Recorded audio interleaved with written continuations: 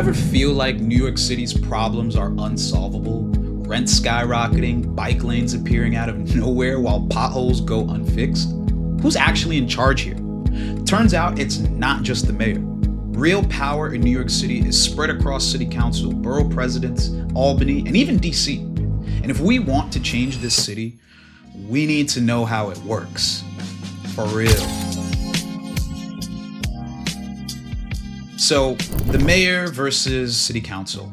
Look, at the city level, there are two big players, the mayor and the city council. Think of it like this. The mayor is the CEO. They manage day to day from schools to sanitation to public safety. They draft the city's $100 billion budget. The city council is the board of directors. They pass laws, approve the budget, and oversee city agencies. Let's use this example to show us the dichotomy between the mayor and the city council, right? Let's say the city wants to invest in transit. So the city council can pass a law to approve funding, but the mayor decides if that money goes towards fixing subway signals or buying new NYPD vehicles. And which do you think Eric Adams probably chose? Exactly.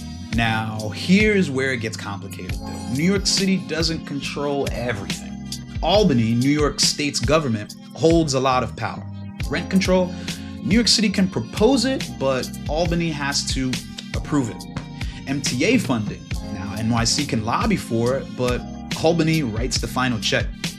And here's an example of this. Remember the fight for congestion pricing to reduce traffic in Manhattan? New York City supported it, but Albany delayed it for years. So when your city council member says, "We're waiting for Albany," they kind of mean it, right? And so this is why we need to know about our governor and our assembly members, the state legislature. We all know about Kathy Hochul, but do we know about the people that write those laws at the Albany level? We think it's not important because we don't know, but they actually have a little bit more say in your day-to-day life than you think. Now, DC, how does Washington fit into all this? Well, I'll explain that too. New York City gets billions in federal funding for public housing, education, and disaster relief, but federal policies often tie our hands. An example of this is immigration. New York City declared itself a sanctuary city, welcoming asylum seekers, but federal policies contradict that, creating chaos in our shelters and neighborhoods.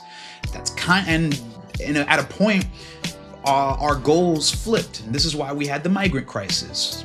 Federal agencies were shipping migrants to us by the boatload when the city said we had enough, that's it, we can't hold anymore.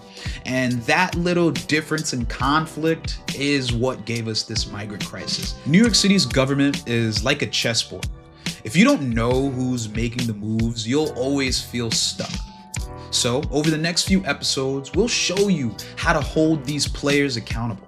Step 1 is understanding your city council member.